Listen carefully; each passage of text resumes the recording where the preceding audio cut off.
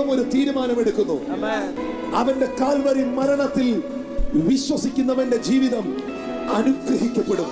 എന്റെ ചോദ്യം ഇതാണ്: ഭൂമിയെ ശപിച്ച ദൈവം ഭൂമിയെ അനുഗ്രഹിച്ചതപ്പോൾ നോഹ കഴിച്ച യാഗത്തിന്റെ മുൻപിൽ ദൈവത്തിന്റെ ഹൃദയത്തിലെ തീരുമാനങ്ങളെ ദൈവം മാറ്റുകയാണ്.